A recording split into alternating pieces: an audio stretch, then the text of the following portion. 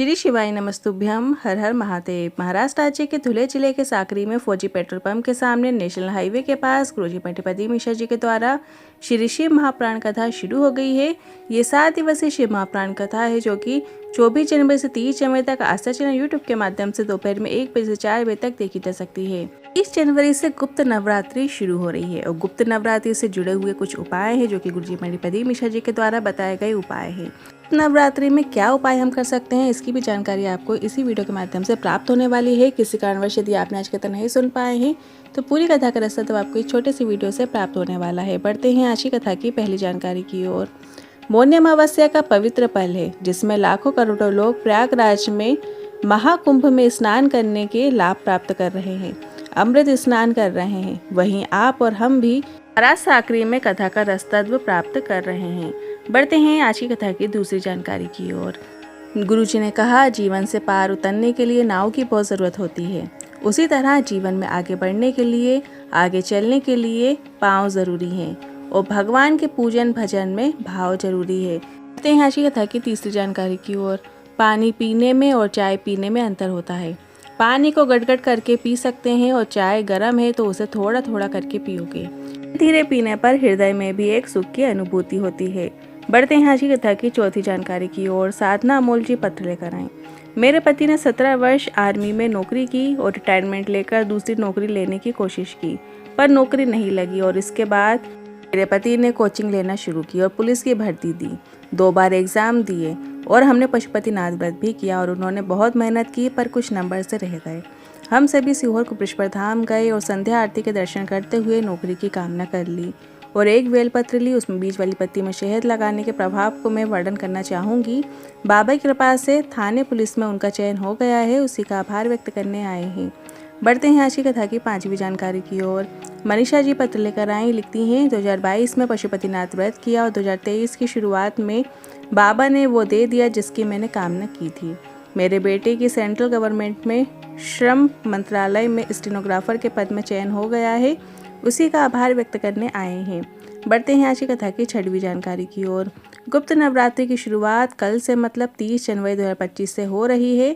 ऐसे में आपको गुरुजी के बताए कौन से उपाय करना चाहिए उसकी जानकारी अब आपको देने वाले हैं। सभी उपाय गुरुजी के द्वारा बताए गए हैं। नवरात्रि के इस पावन पर्व पर आप कुछ नहीं कर सकते तो कम से कम ये उपाय जरूर करके देखिएगा। पहले जान लेते हैं 11 आम के पत्तों वाला उपाय। ये उपाय किसी विशेष कामना को करने के लिए किया जाता है। आपकी कोई विशेष कामना है जिसकी पूर्ति आप चाहते हैं तो इस उपाय को गुप्त नवरात्रि के इस पावन पर्व पे जरूर करके देखिएगा।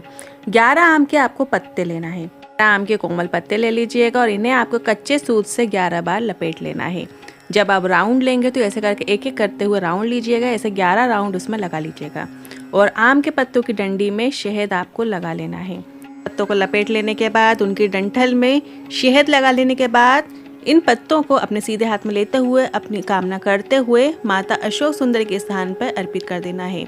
शिवलिंग में जलाधारी में जो बीच में मोटी लाइन होती है वो माता अशोक सुंदरी का स्थान है। जब आप आम के पत्ते वहाँ पे अर्पित करेंगे तब आपको आम के पत्ते जैसे हम बेलपत्र अर्पित करते हैं उल्टी करते हुए अर्पित करते, इसी तरीके से आपको आम के पत्ते भी उल्टे रखना है वहाँ पे और पत्तों की डंडी जलाधारी की ओर हो, इस तरीके से आपको ये पत्ते अर्पित कर देना है। जो आपने शहद लगाई है ना वो डंडी को आपको जलाधारी की ओर करते हुए अर्पित करना है। ये उपाय करते समय आपको श्री शिवाय नमस्तुभ्यम मंत्र का स्मरण करना है और अपनी कामना करना है। तो आपको इतना ही करना है। अब बढ़ते हैं अगली 7वीं जानकारी की ओर। पति पत्नी के रिश्ते में मधुरता नहीं है यदि और आपस में बहुत लड़ाइयाँ होती रहती हैं तो ऐसे में आपको इस उपाय को करना है। ऐसे में आप गुप्त नवरात्रि के किसी भी दिन जाकर आपको माता के मंदिर में मक्खन चढ़ाना होता है। मक्खन अपने पति पत्नी के रिश्ते को आपस में प्रेम के लिए मक्खन माता रानी को चढ़ाया जाता है। आप थोड़ा सा मक्खन ले जाकर माता रानी के मंदिर में जाकर दीजिएगा। अगर आपको ऐसा लग रहा है कि आपका पति पराई स्त्री के चक्कर में है या आपको लग रहा है परिवार टूट रहा है या पति अपशब्द बोलते हैं, बात तलाक तक पहुंच रही है, तो आपको माता के मंदिर में ध्वज भी लगाना चाहिए। आप लाल कलर का जो ध्वज होता है वो माता के मंदिर में आपको लगवा देना चाहिए और ध्वज में भी पहले मक्खन लगा दें और उसके बाद ध्वज लगवाएं। जैसे जब आप मक्खन ध्वज चढ़ाएंगे तो सबसे पहले जो ध्वज होता है उसमें आपको मक्खन का लेपन कर देना और इसके बाद आपको ध्वज चढ़वा देना है। ऐसे जब बात अदालत तक पहुंच जाती है तो इस तरीके से आपको ध्वज माखन लगा हुआ चढ़वा देना है। अब बढ़ते हैं अगली 8वीं जानकारी की ओर। अगर आपके घर के बच्चे आपकी बात नहीं सुनते हैं, कुछ भी बोलते हैं, अनशन बोलते हैं, उल्टा बोल देते हैं, तो आपको माता के मंदिर में क्या चीज़ें दान करना चाहिए, गुरुजी पंडित प्रदीप मिश्रा जी ने उसकी जानकारी दी है। आपको लाल चूड़ी माता के मंदिर में देना चाहिए, साथ ही लाल चंदन की आप लकड़ी भी दे सकते हैं, या लाल चंदन का जो पाउडर वाली डब्बी आती है वो भी आप दे सकते हैं। और लाल पुष्प, जो जासून के पुष्प होते हैं, माता रानी को लाल पुष्प अति प्रिय होते हैं, तो इन 3 चीज़ों का दान आपको करना चाहिए। माता के चरणों में लाल चूड़ी, लाल चंदन और लाल पुष्प समर्पित कर देना चाहिए। बस इतना कर देने से बच्चे हमेशा आपका सम्मान करेंगे, हमेशा आप और जी से ही बात करेंगे। हैं अगली 9वीं जानकारी की ओर। नवरात्रि में से कोई एक दिन आपको ऐसा लेना है जिसमें आपको कन्याओं को भोजन कराना चाहिए और उन्हें लाल चुनरी उड़ाना चाहिए, या कोई लाल वस्त्र या कोई लाल पूजन की सामग्री देना चाहिए। यदि आप सभी कन्याओं को नहीं दे सकते हैं तो किसी एक कन्या को आप लाल वस्त्र भी दे सकते हैं, लाल चुनरी दे सकते हैं। आपको आपके जीवन में सुख की अनुभूति होती ही है। आप ऐसा ज़रूर करके देखिएगा। गुप्त नवरात्रि बहुत ही विशेष होती है। ये बाकी जो नवरात्रि होती है उनसे ज़्यादा सर्वश्रेष्ठ गुप्त नवरात्रि मानी गई है हमारे शास्त्रों में, क्योंकि ये गुप्त रूप से ही सभी चीज़ें, सभी सेवाएं गुप्त रूप से माता रानी की होती हैं। अगली 10वीं जानकारी की ओर।